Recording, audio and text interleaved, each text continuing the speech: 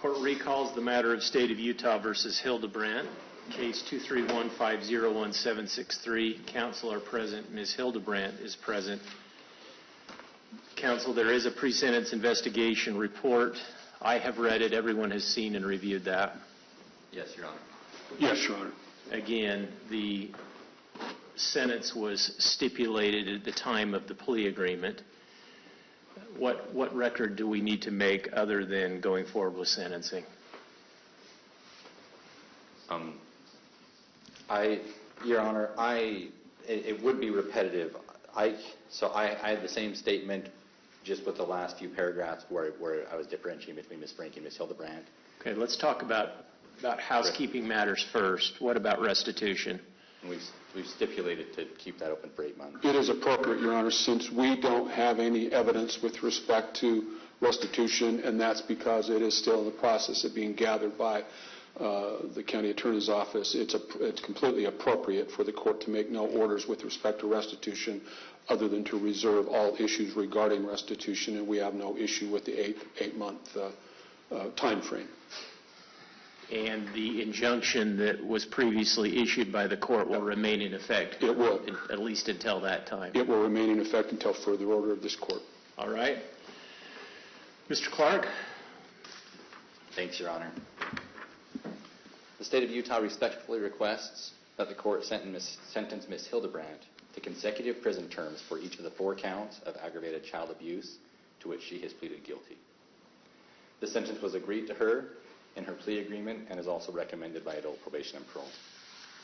Ms. Hildebrandt committed awful acts of child abuse.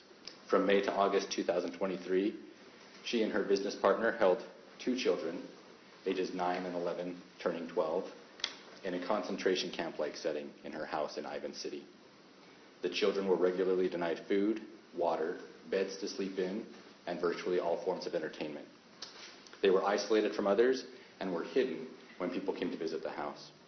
They were forced to do physical tasks like carrying loaded boxes up and down stairs and doing wall sits or sitting against a wall without assistance of a chair or stool for hours at a time. They were forced to do manual labor outdoors in the extreme summer heat, often without shoes or socks. They were also forced to stand outside on a cement patio in the summer heat for hours and even days. They were beaten, and the 12-year-old was regularly bound hand and foot after he attempted to run away in mid-July.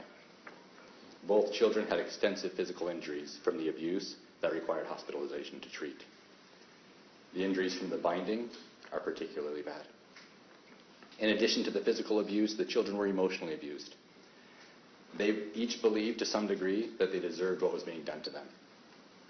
Had the older of the 2 children not had the courage to run away and ask a neighbor to call the police, heaven only knows how much longer he could have survived. After being caught, Ms. Hildebrandt has shown little to no remorse for her actions. In telephone conversations that will be provided in full to the Board of Pardons and Parole, and which she knew to be recorded, she's repeatedly claimed that she is the victim and the children are the perpetrators.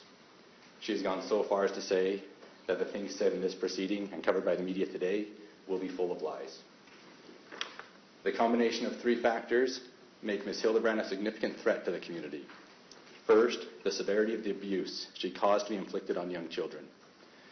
Second, her attitude that everything she did was justified and that she is being wrongfully imprisoned. And third, her training as a therapist and aptitude for using online resources to convince others to follow her guidance. Utah Code Section 76-3401 lays out 3 factors the court should consider in determining whether to impose concurrent or consecutive sentences. The first is the gravity and circumstances of the offense. The second is the number of victims. And the third is the history, character, and rehabilitative need of the defendant. As agreed to in the plea agreement and as recommended by adult probation and parole, consecutive sentences are appropriate here. This is due to the severity of the abuse to the 2 victims and the extreme need for Ms. Hildebrandt to be rehabilitated so that she no longer will present a risk to the community. The state respectfully requests that she be sentenced to 4 consecutive terms. Thank you, Mr. Clark. Mr. Terry? Thank you, Your Honor. I will be brief. As is always the case in cases that come before courts, there are 2 sides to every case, and and even in a case like this, that remains the case. There are many, many allegations regarding these two individuals, Ms. Franke and my client, Ms. Hildebrandt. The only facts in this case that are adjudicated facts are those set forth in the plea agreement that she entered into freely and knowingly and voluntarily. Those facts, those adjudicated facts, are significant. They certainly provide a basis for the pleas and provide a basis for the stipulated sentence in this case. My experience with Ms. Hildebrandt is that she is not the person that she has been portrayed to be. But having said that, she has accepted responsibility in this case. She has entered into this plea agreement with a stipulated sentence of 4 consecutive sentences. She did that at the time she entered into the plea agreement, knowing that that would be the court's order. She is before the court today knowing that that will be the court's order, and she fully accepts that. She accepts responsibility, and she accepts the consequences for her conduct. And we will submit it to the court on the stipulated agreement. Mr. Terry, you suggested that there are two sides to every case. I generally agree with you. Ms. Hildebrandt didn't make a statement to AP&P in the course of the pre-sentence investigation report. Correct. Why did she not make a statement? She wanted to reserve her right to make a statement before the court today, and she has a brief statement that she wants to read, Your Honor. Okay. And all right. Ms. Hildebrandt? Go ahead. I sincerely love these children. I desire for them to heal physically and emotionally. One of the reasons I did not go to trial is that I did not want them to emotionally relive the experience which would have been detrimental to them. My hope and prayer is that they will heal and move forward to have beautiful lives. I am willing to submit to what the state feels would be an appropriate amount of time served to make retribution as an outcome. And in answer to your question, Your Honor, I knew that whatever she might say to the author of the pre-sentence report would probably sound hollow and self-serving, and perhaps it does today.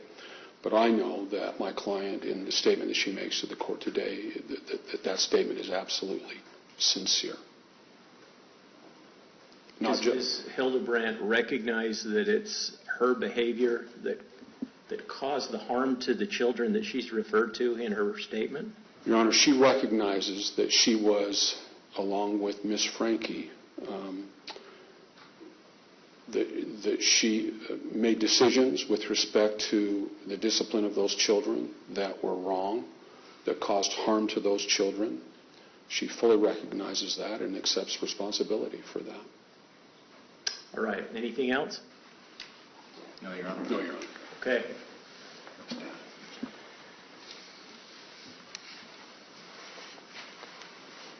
Ms. Hildebrandt, this circumstance is tragic.